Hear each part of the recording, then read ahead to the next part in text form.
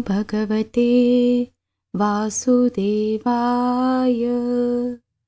11वां अध्याय मानव धर्म, वर्ण धर्म और स्त्री धर्म का निरूपण। श्री सुखदेव जी कहते हैं, भगवान मैं प्रहलाद जी के साधु समाज में सम्मानित पवित्र चरित्र सुनकर संत शिरोमणि युधिष्ठिर को बड़ा आनंद हुआ। उन्होंने नारद जी से और भी पूछा। युधिष्ठिर जी ने कहा, भगवान अब मैं वर्ण और आश्रमों के सदाचार के साथ मनुष्यों के सनातन धर्म का श्रवण करना चाहता हूँ, क्योंकि धर्म से ही मनुष्य को ज्ञान, भगवत प्रेम और साक्षात परम पुरुष भगवान की प्राप्ति होती है। आप स्वयं प्रजापति ब्रह्मा जी के पुत्र हैं और नारद जी आपकी तपस्या, योग एवं समाधि के कारण वे अपने दूसरे पुत्रों की अपेक्षा आपका अधिक सम्मान भी करते हैं। आपके समान नारायण परायण, दयालु, सदाचारी और शांत ब्राह्मण धर्म के गुप्त से गुप्त रहस्य को जैसे यथार्थ रूप से जानते हैं, दूसरे लोग वैसा नहीं जानते। नारद जी ने कहा, युधिष्ठिर, अजन्मा भगवान ही समस्त धर्मों के मूल कारण हैं। वही प्रभु चराचर जगत के कल्याण के लिए धर्म और दक्षपुत्री मूर्ति के द्वारा अपने अंश से अवतीर्ण होकर बद्रिकाश्रम में तपस्या कर रहे हैं। उन नारायण भगवान को नमस्कार करके उन्हीं के मुख से सुने हुए सनातन धर्म का मैं वर्णन करता हूँ। युधिष्ठिर, सर्ववेद स्वरूप भगवान श्री हरि, उनका तत्व जानने वाले महर्षियों की स्मृतियाँ और जिससे आत्मग्लानि न होकर आत्म प्रसाद की उपलब्धि हो, वो कर्म धर्म के मूल है। युधिष्ठिर, धर्म के ये 30 लक्षण शास्त्रों में कहे गए हैं। सत्य, दया, तपस्या, शौच, तितिक्षा, उचित अनुचित का विचार, मन का संयम, इंद्रियों का संयम, अहिंसा, ब्रह्मचर्य, त्याग, स्वाध्याय, सरलता, संतोष, समदर्शी महात्माओं की सेवा, धीरे धीरे सांसारिक भोगों की चेष्टा से निवृत्ति।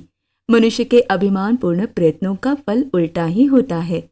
ऐसा विचार, मौन, आत्मचिंतन, प्राणियों को अन्न आदि का यथा योग्य विभाजन, उनमें और विशेष करके मनुष्यों में अपनी आत्मा तथा इष्ट देव का भाव, संतों के परम आश्रय भगवान श्री कृष्ण के नाम, गुण, लीला आदि का श्रवण, कीर्तन, स्मरण, उनकी सेवा, पूजा और नमस्कार, उनके प्रति दास्य, सख्य और आत्मसमर्पण, ये 30 प्रकार का आचरण सभी मनुष्यों का परम धर्म है।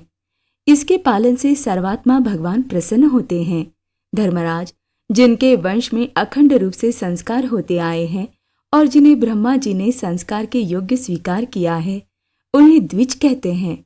जन्म और कर्म से शुद्ध द्विजों के लिए यज्ञ, अध्ययन, दान और ब्रह्मचर्य आदि आश्रमों के विशेष कर्मों का विधान है। अध्ययन, अध्यापन, दान लेना, दान देना और यज्ञ करना, यज्ञ कराना, ये 6 कर्म ब्राह्मण के हैं। क्षत्रियों को दान नहीं लेना चाहिए। प्रजा की रक्षा करने वाले क्षत्रिय का जीवन निर्वाह ब्राह्मण के सिवा और सबसे यथा योग्य कर तथा दंड, जुर्माना आदि के द्वारा होता है। वैश्य को सर्वदा ब्राह्मण वंश का अनुयायी रहकर गोरक्षा, कृषि एवं व्यापार के द्वारा अपनी जीविका चलानी चाहिए।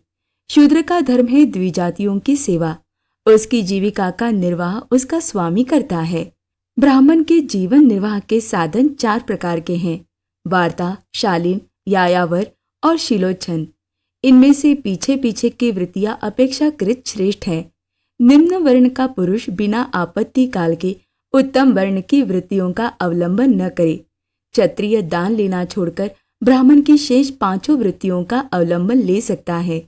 आपत्ति काल में सभी सब वृत्तियों को स्वीकार कर सकते हैं। ऋत, अमृत, मृत, प्रमृत और सत्यानृत, इनमें से किसी भी वृत्ति का आश्रय ले, परंतु श्वान वृत्ति का अवलंबन कभी न करे।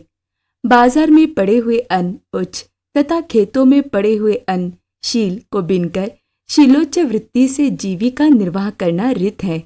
बिना मांगे जो कुछ मिल जाए उसी अयाचित शालीन वृत्ति के द्वारा जीवन निर्वाह करना अमृत है। नित्य मांग कर लाना अर्थात यायावर वृत्ति के द्वारा जीवन यापन करना मृत है। कृषि आदि के द्वारा वार्ता वृत्ति से जीवन निर्वाह करना प्रमृत है। वाणिज्य सत्यानृत है और निम्न वर्ण की सेवा करना श्वान वृत्ति है। ब्राह्मण और क्षत्रियों को इस अंतिम निंदित वृत्ति का कभी आश्रय नहीं लेना चाहिए, क्योंकि ब्राह्मण सर्ववेदमय और क्षत्रिय राजा सर्वदेवमय हैं। शम, दम, तप, शौच, संतोष, क्षमा, सरलता, ज्ञान, दया, भगवत परायणता और सत्य ये ब्राह्मण के लक्षण हैं। युद्ध में उत्साह, वीरता, धीरता, तेजस्विता, त्याग, मनोजय, क्षमा, ब्राह्मणों के प्रति भक्ति, अनुग्रह और प्रजा की रक्षा करना ये क्षत्रिय के लक्षण हैं। देवता, गुरु और भगवान के प्रति भक्ति, अर्थ, धर्म और काम, इन तीनों पुरुषार्थों की रक्षा करना, आस्तिकता, उद्योगशीलता और व्यावहारिक निपुणता ये वैश्य के लक्षण हैं। उच्च वर्णों के सामने विनम्र रहना, पवित्रता, स्वामी की निष्कपट सेवा, वैदिक मंत्रों से रहित यज्ञ, चोरी न करना, सत्य तथा गौ ब्राह्मणों की रक्षा करना ये शूद्र के लक्षण हैं। पति की सेवा करना, उसके अनुकूल रहना, पति के संबंधियों को प्रसन्न रखना और सर्वदा पति के लिए नियमों की रक्षा करना ये पति को ही ईश्वर मानने वाली पतिव्रता स्त्रियों के धर्म हैं।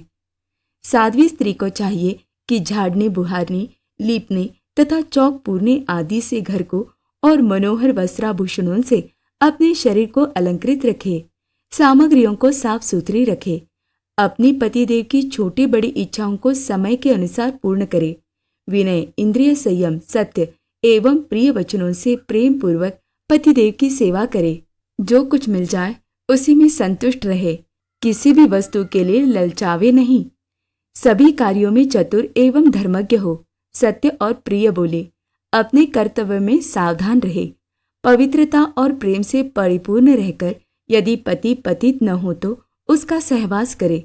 जो लक्ष्मी जी के समान पति परायणा होकर अपने पति की उसे साक्षात भगवान का स्वरूप समझकर सेवा करती है, उसके पतिदेव वैकुंठ लोक में भगवत सारूप्य को प्राप्त होते हैं और वो लक्ष्मी जी के समान उनके साथ आनंदित होती है। युधिष्ठिर, जो चोरी तथा अनान्य पाप कर्म नहीं करते, उन अंत्यज तथा चांडाल आदि अंत्यवसायी वर्ण संकर जातियों की वृत्तियां वे ही है जो कुल परंपरा से उनके यहाँ चली आई है। वेददर्शी ऋषि मुनियों ने युग युग में प्रायः मनुष्यों के स्वभाव के अनुसार धर्म की व्यवस्था की है। वही धर्म उनके लिए इस लोक और परलोक में कल्याणकारी है। जो स्वाभाविक वृत्ति का आश्रय लेकर अपने स्वधर्म का पालन करता है, वो धीरे धीरे उन स्वाभाविक कर्मों से भी ऊपर उठ जाता है और गुणातीत हो जाता है।